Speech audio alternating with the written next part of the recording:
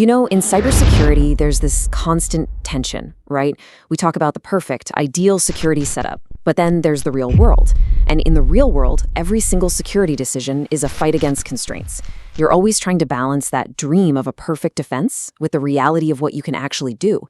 And that reality, well, it usually looks a little something like this. First off, you probably don't have a huge 24/7 security operations center. Nope. Your IT team is lean, they're stretched thin, and everyone's wearing about 5 different hats. And then, of course, there's the money. Let's be real. There's no blank check for the newest, fanciest piece of tech.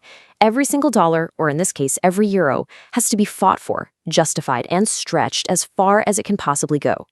And on top of all that, you just know there are blind spots. You know there are corners of your network where you don't have the clarity you wish you did. I mean, this is just the daily grind for so many organizations out there. So here's the million-dollar question. How do you build real, effective, auditable security when this is your starting point? Well, that is the exact problem the vector field architecture study set out to solve.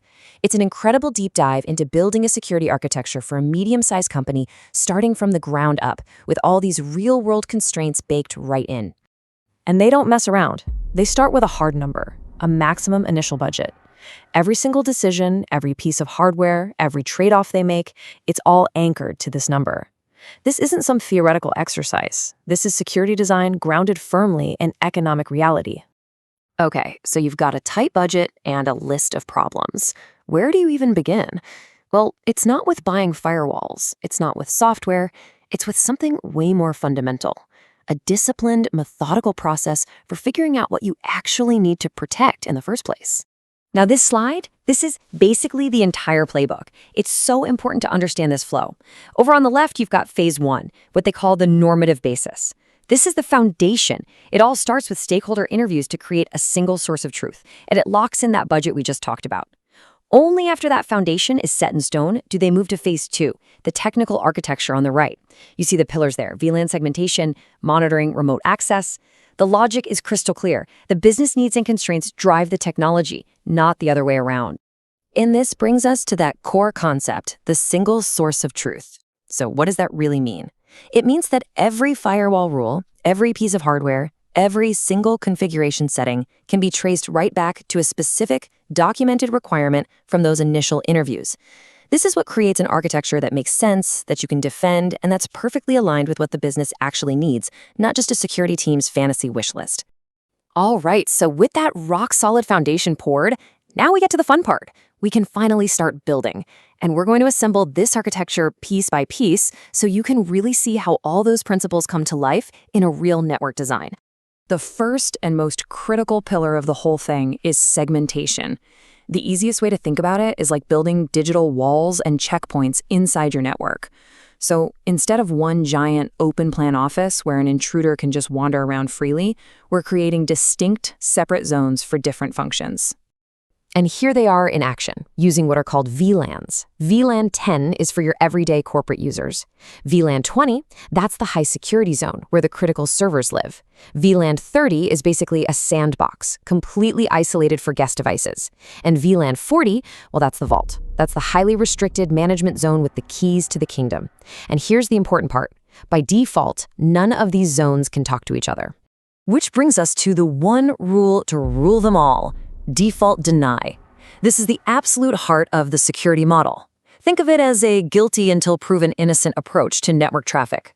Nothing gets to cross from one zone to another unless a specific, deliberate rule, what they call a pinhole, is created to allow it. And this slide really nails why that's such a game changer. The old model on the left, implicit trust, it kind of assumes that anything already inside your network is friendly.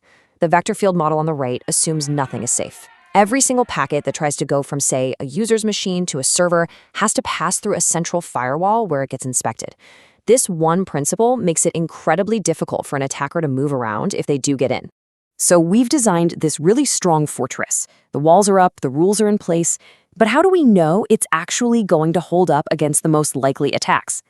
This is where the study gets really interesting, moving from just design to a transparent, numbers-based analysis of risk. Okay, this is fantastic. Look at this. On the left, you see the number one threat they're worried about. An attacker gets on one user's machine and tries to spread through the network. And then on the right, you see that exact risk plotted on their risk matrix. It's got a score of 12. It is the most critical design priority. This proves that all that focus on segmentation and default deny was aimed squarely at the biggest, baddest threat. And this table just makes that connection perfectly clear. For that top risk, lateral movement, what are the controls? Our VLAN zones and that default deny firewall. It doesn't make the risk disappear, but it knocks it down to a manageable, medium level. But now look at the last row. Infrastructure failure. The study is totally transparent. They accept this risk because there's no money in the budget for a high availability cluster. That's not a failure. That is smart, pragmatic, business-aware security right there. So when you step back and look at the whole thing, what's the big takeaway? It's that a really strong security architecture isn't just a pile of expensive technology. It's a story, a coherent story. And this quote from the study itself just says it all, doesn't it? The real power of this design isn't about buying gold-plated solutions. It's about the traceability, the methodological rigor. It's about having a process that ensures every single decision is justified, documented, and tied directly back to a real-world need. It is security by design, not by default. And that really leaves us with one final thought. I want you to think about your own organization's security. If you had to explain it, could you trace every decision back to a core principle? Is it just a collection of different products bolted together over time, or is it a single compelling story of intentional, risk-based choices? Is your security architecture telling a coherent story?